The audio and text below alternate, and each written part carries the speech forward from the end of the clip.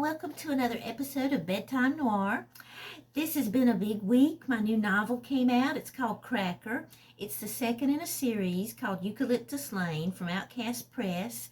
And it's so brand new, I don't even have a hard copy of the book yet, so I'm going to be reading from my computer screen, which I don't usually do, but bear with me. If you're familiar with Poser, you already know the deal on it. But if you're not familiar with Poser, it's an example of transgressive fiction, and it has elements of crime fiction and romance in it. It's about this young runaway named Ambrose. He ran away from Texas one night and he ends up in San Francisco dealing drugs for this guy. And when he really gets this guy angry one night, he's kind of on the run. And a friend of his named Benny, who works with him at his day job, which is an S&M dungeon, suggests that he stay at her sister Jessica's house in Palo Alto. But what she doesn't tell him until they arrive there is that she had told her sister that he's a Stanford grad student, so that her sister might have some kind of a, I don't know, what would you say, comfort factor, that this guy's, pretty serious. He's not just there to party and stuff like that. But anyway, it goes on from there, but he's having to live this kind of double life for a while, and even after some twists and turns happen, you find out that a lot of people in this book are living a double life in one way or another. And Cracker picks up right where Poser left off. And so I'm just going to share a little bit of it with you.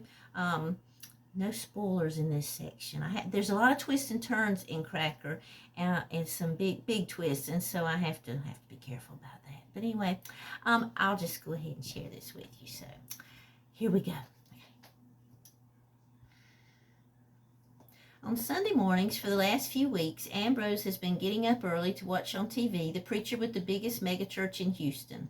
Today, sitting on the floor next to the coffee table with Bo, Ambrose stares at the screen while Bo joyfully abandons the idea of coloring inside the lines and starts scribbling on the back of his old drawings. There's something about this preacher's message that appeals, especially the ones where the preacher talks about getting out of your comfort zone and how most people God chose to do great things in the Bible were really messed up.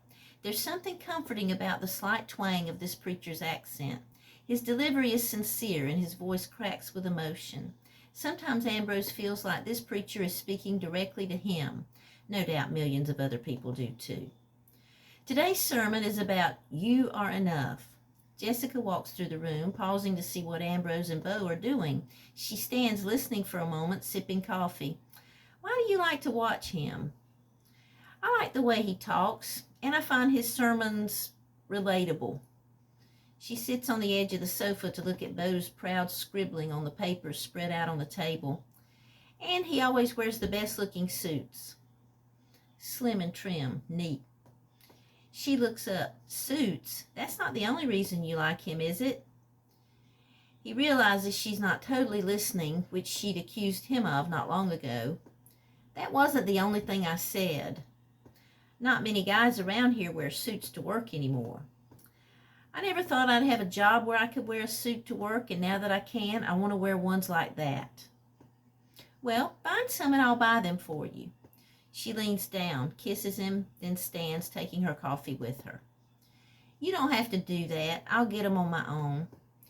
Maybe you'll get one for your birthday. You never know. When is your birthday, by the way? June 11th. Gemini, she smiles, starts out toward the staircase in the hallway. I'm going upstairs to do some work. Be thinking about what you want for lunch. And bring Bo up later. She disappears around the corner. He turns back to the TV, sips coffee. He will find out where to get those suits, and he'll pay for them himself.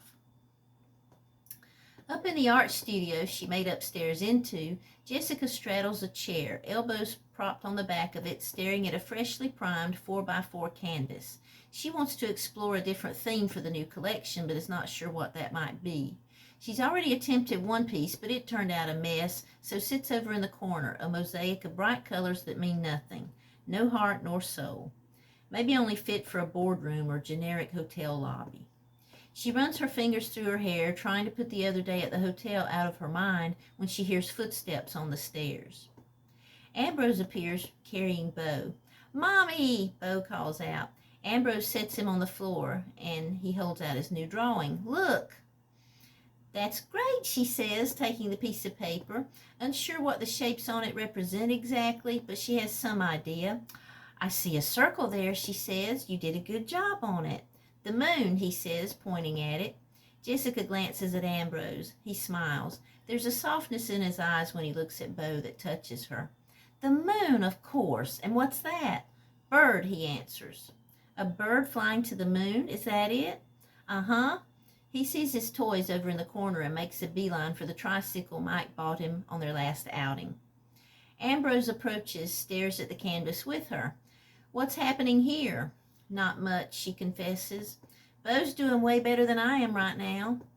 Ambrose glances over at the abandoned painting in the corner. "What about that one?" "What about that one?" she repeats.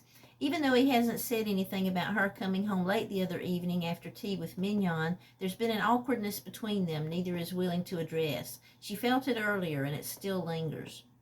"You don't like it?" he asks. "Nope." He eases behind her, placing his hands on her shoulders, squeezing gently, taking his time, like testing the waters. "Why not?" "Because it's awful." "Not awful." "What is it then?" He holds her close, looking at the new canvas. Something about the two of them staring at it like this reminds her of that night she'd come home and he'd untied the ribbons down the back of that red jumpsuit she was wearing, while they'd held each other's gaze in the mirror. No mirror now, just an opaque surface. Feels good to be held like this, though, she must admit. He sighs. She turns to glance at him, wonders if he's really been listening or if his mind's someplace else. "You've already explored the coast, the hills around here, right?" "Right." He holds her closer. "Maybe it's time to go into the woods." "The woods." He kisses her neck. It feels nice, and a little of the earlier tension melts away. So, that's all for tonight, and I hope you'll join me next week for Bedtime Noir. And I hope you'll check out Poser and check out Cracker. It's available wherever books are sold. They both are. And so I'll be talking about that some more later, and I'll be sharing some writing by some of my colleagues in the writing community too. So thank you for joining me, and I'll see you next week.